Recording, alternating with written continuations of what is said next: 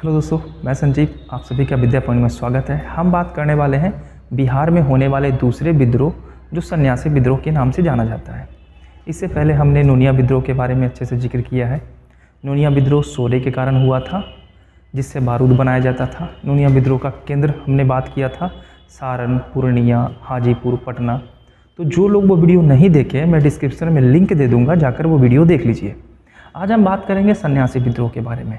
सन्यासी यानी साधु संतों के द्वारा किया जाने वाला विद्रोह। तो आखिर ऐसा क्या था जो साधु संतों को विद्रोह करना पड़ा था?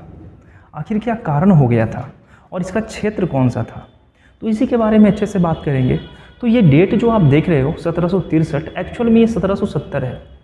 जिस समय नूनिया विद्रोह हो रहा था उसी समय सन्यासी विद्रोह भी हो रहा था। कहीं कहीं पे ये 1763 आपको मिलेगा, कहीं कहीं पे 70 मिलेगा।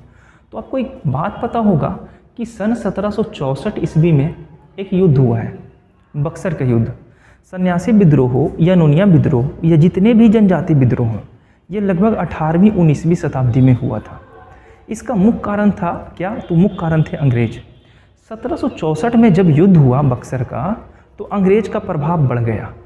1765 में इलाहाबाद की 2 संधि होती है ना, शाह आलम द्वितीय जो मुगल बादशाह थे और अवध के नवाब शुजा-उद-दौला के साथ। इन दोनों संधियों में बंगाल का क्षेत्र पूरा का पूरा अंग्रेज़ों के कब्जे में आ गया और अंग्रेज़ अपना मनमानी करना शुरू कर दिए थे और भारी मात्रा में टैक्स लगाना शुरू कर दिए थे किसानों पे, जिसके कारण किसान क्या करने लगे? आंदोलन करने लगे। तो सबसे पहले नूनिया विद्रोह हुआ था और दूसरा में सन्यासी विद्रोह। सन्यासी विद्रोह का अगर केंद्र हम लोग देखें बिहार में, तो इसका मुख्य केंद्र था सारण, एक केंद्र था पटना और तीसरा केंद्र था पूर्णिया। ये जो हमारा नूनिया विद्रोह ये सन्यासी विद्रोह का मुख्य केंद्र था। हुआ था क्या कि जब अंग्रेज़ों का प्रभाव बढ़ गया था, तो अंग्रेज़ क्या करते थे, जो हमारे साधु संत थे वो घर घर जाके अलख जगाते थे। अंग्रेज़ों को लगता था कि ये लुटेरे हैं, डाकू हैं, क्योंकि अंग्रेज़ उस समय भारतीय रीति रिवाज से अवगत थे नहीं। तो अंग्रेज़ उन्हें पकड़ पकड़ कर फांसी देना शुरू कर दिया। हर गांव में ऐसा ही होना शुरू हो गया। अंग्रेज़ भारी संख्या में सन्यासियों को फांसी देना शुरू कर दिया। परेशान होकर सन्यासी के जो गुरु थे वो अपने अनुयायी यानी शिष्यों से कहने लगे कि अपने आप को स्वतंत्र करना है तो अंग्रेज़ों को भारत से भगाना पड़ेगा और खुद को होम करना पड़ेगा। होम यानी बलि दे दो खुद का, लेकिन अंग्रेज़ों को यहाँ से भगाओ। सन्यासी विद्रोह के बारे में अगर जिक्र करें तो इसका जिक्र आनंद मठ में भी किया गया है 1773 में। अब आप लोग एक छोटा सा क्वेश्चन का आंसर दे देना कि आनंद मठ के लेखक कौन है। तो सन्यासी विद्रोह चल रही थी इसी समय 18वीं शताब्दी के अंत में। अब बात अगर आगे करें तो सन्यासी विद्रोह का मुख्य केंद्र क्या था? सारण।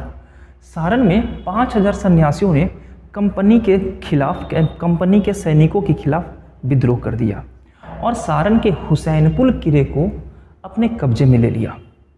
जब अंग्रेज़ों को ये बात पता चली तो उस समय सारण के जो अधिकारी थे उनका नाम था कैप्टन हे। कैप्टन हे पटना से सेना बुलाते हैं और पटना से सेना बुलाकर हुसैनपुर किले को तोप से उड़ा देते हैं। जब ऐसी घटना होती है तो हजारों सन्यासी इसमें मारे जाते हैं। और ये सेम क्रिया चल रही थी पूर्णिया के क्षेत्र में। पूर्णिया में भी सेम काम हो रहा था। पूर्णिया में भी इसी तरह का आक्रमण हुआ।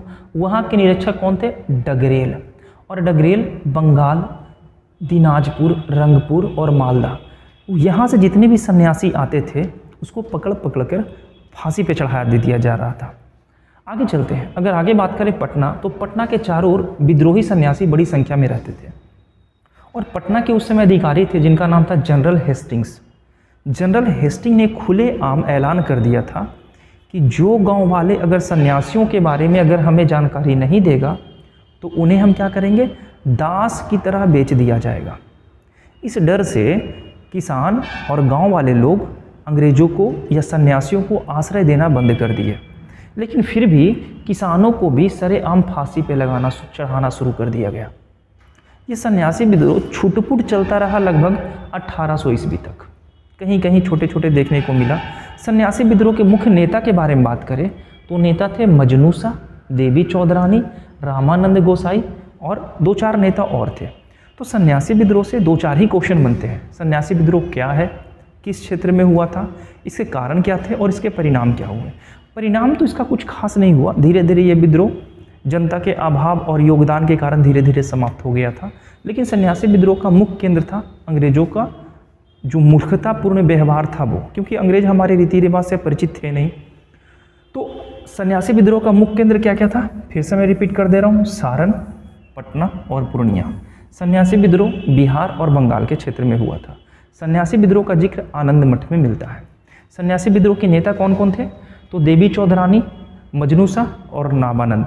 जितने भी विद्रोह हुए हैं वो 1764 के बाद ही हुए थे, यानी इलाहाबाद की संधि जो 1765 में होती है, इसके बाद ही विद्रोह देखने को मिलता है।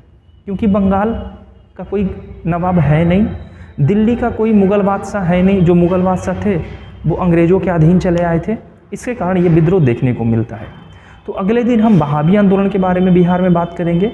इसी तरीके से वीडियो देखते रहिए, लाइक कीजिए, सब्सक्राइब कीजिए। मिलते हैं नेक्स्ट वीडियो में, बाय।